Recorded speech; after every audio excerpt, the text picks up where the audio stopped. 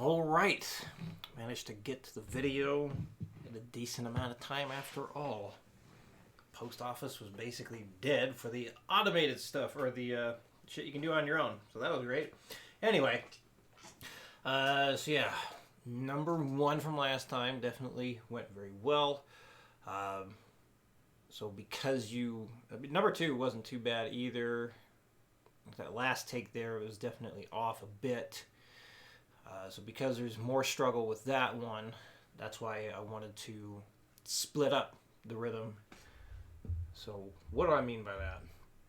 So if you look at number two from last time, basically we had this, mouse will work for me. We had this rhythm and then we had this rhythm, so like a back-to-back kind of thing.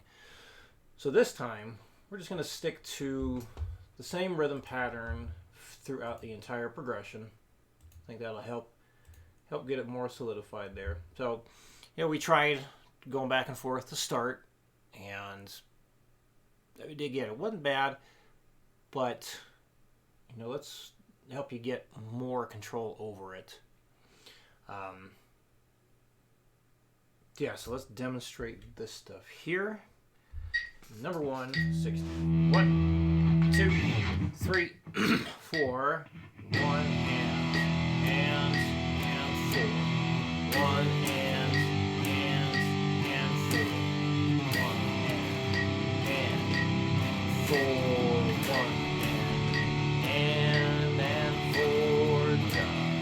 120. 1, 2, 3, 4. 1 and 4. 1 and 4.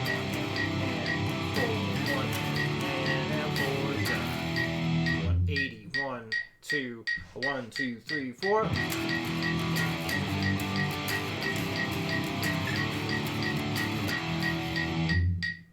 240. 1, 2, 1, 2, 3, 4. Again.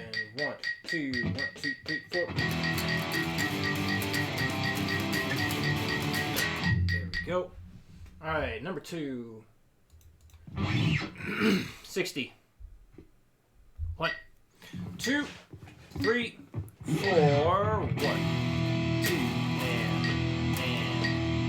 1, 2, and 1, 2, and 1,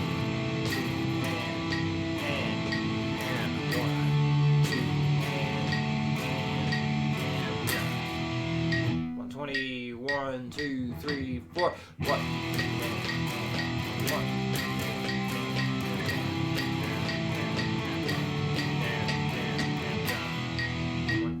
1, 2, 1, 2, 3, 4.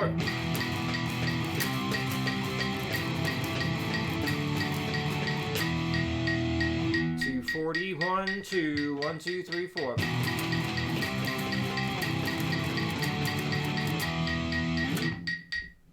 All right, let's talk about the theory stuff. So I do believe we covered these kinds of arpeggio shapes before. I think we started doing the suspended chords before I decided to go more in depth with the triad stuff with everybody. So you got the first two examples, or the first two progressions filled in, for example. So you notice that the major shapes, we have the root note by itself. And for the minor shapes here, I got the fifth interval by itself. So when you go to fill in the arpeggio shapes, stick with that. If it's a major chord, have the root note by itself. If it's a minor chord, have the fifth interval by itself. Now, what might an exception be? If an open string is involved, it might make more sense to use one of the other options. So, for example, if you're playing a minor chord or a minor arpeggio and you are using an open string to play the shape, perhaps having the root note by itself makes more sense in that case. With the major chord or the major arpeggio, perhaps if an open string is involved, perhaps using the shape with the root and third together makes more sense. So, in other words, if there are no open strings involved, stick with this idea. Major arpeggio will have the root note by itself. Minor arpeggio will have the fifth interval by itself. If an open string is involved, if it feels easier to play the major or minor arpeggio differently, meaning, you can have the root note by itself for the minor or the fifth interval by itself for the major. If an open string is involved, do that. If it's diminished, so I'm going to backtrack for a second. The reason why I suggest doing it this way, just less stretching. I feel it's a lot easier to put it all together if you do it this way. For the diminished, the stretch is going to be equal whether you have the fifth, or in this case the flat 5 by itself or the root note by itself. So whatever feels easiest once the diminished stuff kicks in, you're going to do that. So when you're practicing this, make sure that you get the repeat in there. And then for this stuff here, so we're starting on the low E string for the first arpeggio. So we're going to play these 3 chords. This mouse needs to be replaced.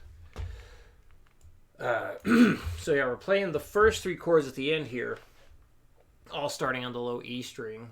So when we start on the low E string at the beginning, we will start these 3 chords on the low E string as well. So I'm always trying to play these chords in the lowest position possible on those strings. So we got the 8, 7, 5 here, and then in the 12, 10, 10 for the first inversion, and then the second inversion here, I'm playing it down starting on the 3rd fret instead of the 15th fret, because I just like keeping these things down low. And then your basic open chord here, like I mentioned in that previous email, if it's something like a major, like an F major chord, we'll just play the standard bar chord for that instead. So if it's got a popular open chord, you put that in for the last thing. And if there is no popular open chord for it, just use a bar chord. So you got 6 to fill in on your own, and just make sure to turn in your work before you start practicing everything. So this way we make sure you have the best answers, and this way you have the best practice. And I think that covers it all. All right. Any questions, let me know.